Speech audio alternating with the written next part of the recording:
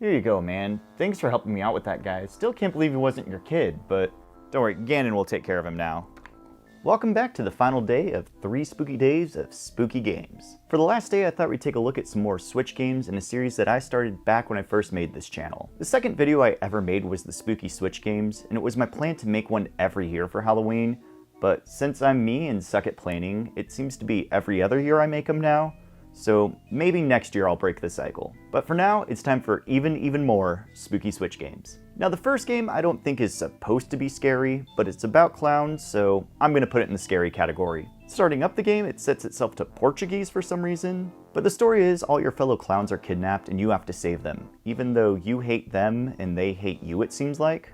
You have to explore a castle to find them, but God, the movement in this game is awful. Your movement is stiff, yet your character moves way too fast. When you jump, you can't see where you're going to land, enemies are hidden, and the checkpoints are spread out way too far. Also, there's no map or anything to show you where to go, so you're just kind of blindly running around. You have to find each one of the clowns, and this leads to a boss fight with them, but it's just so boring and isn't fun. After defeating them, they teach you a new ability, and once when you save all 3 of them, the bird then gets kidnapped, and they want you to replay through all the same levels just to save the bird. I chose not to. It's obvious the game was either rushed or just didn't have the money to be finished based on the cutscenes that are just storyboards. Clearly they didn't care to finish this game, and neither do I. Let's not finish another game then. Don't Be Afraid is a game about a kid who gets taken by a crazy person and now he's watching you try to escape. There's different puzzles to solve, but they're all really convoluted and just kind of feel like busy work more than anything. There wasn't a lot of good scares, and eventually I got stuck and was just being judged by this guy, so I moved on to Once Upon a Time on Halloween. The game clearly takes inspiration from Cuphead, but 90% of the time I have no clue what's going on. It's a mix of a high-score game like Tapper and Cuphead, and I can see what they're going for, and this game has potential. But here's the problem, there's no checkpoints or health refills, and I'm never really sure what I'm supposed to be doing, and I don't really want to test anything out because if I die, I get sent all the way back to the start. It's hard to tell what's going to damage you or what won't, and the controls never really want to work with you. Add in the filter over everything, making it hard to see, and it just makes the game frustrating and gives me a headache. There's a lot of variety and I want to like it, from the Tapper style to the boss fight like Cuphead. Maybe a bit too much like Cuphead? Also, rather than animating the tombstone going back, they just flip the image so it goes from rip to purr. But as the game is now, I don't really want to play it again. Let's talk about a great game now though. Restless Soul was such a funny, charming experience to play. You're a ghost who just died and tell the Grim Reaper you have to get back to life. He goes to the back to talk to someone, and you can hear them planning to get rid of you, but thankfully Wolf, the best ghost boy ever, helps you escape. He tells you about how there's a gate you can go through to get back to life, but you have to get 8 keys to open it, so you set off to get the keys. The game has a very unique look, but it works really well for a game like this. The combat though is not that great. It's a twin-stick shooter, but the angle of the camera makes it really hard to line up shots. Thankfully, there isn't a lot of combat though, and most of the fights are fairly easy.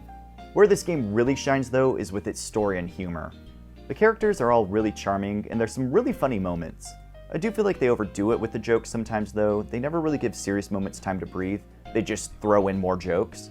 The main bad guy is Dr. Cruel, who's also trying to get back to life.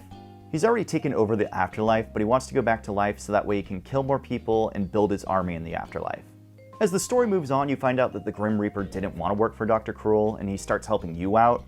The gameplay will change style from time to time, and for the most part this is pretty fun, except for when you have to dash over holes, or the worst part ever, the stealth section.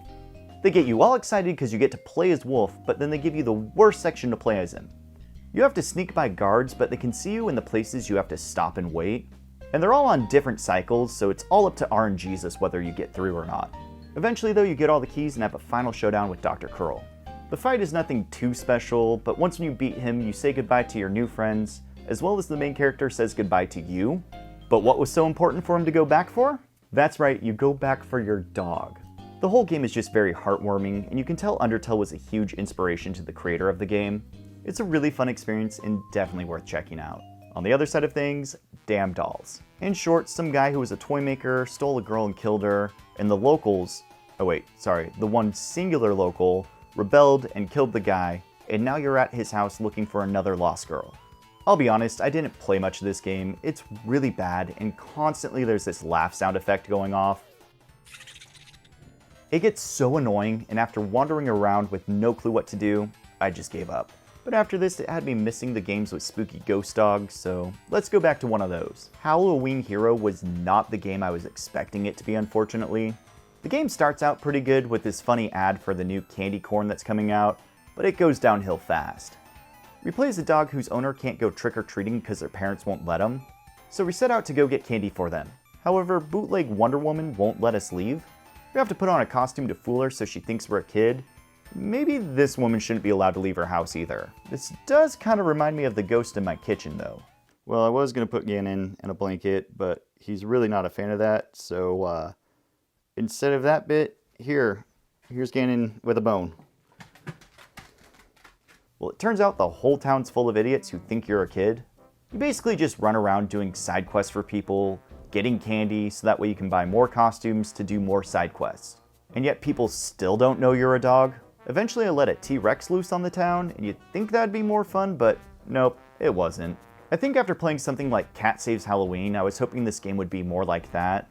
Also, my game just started to crash nonstop, so that was fun. This game, unfortunately, is one of those games with a great idea, but just really poorly executed.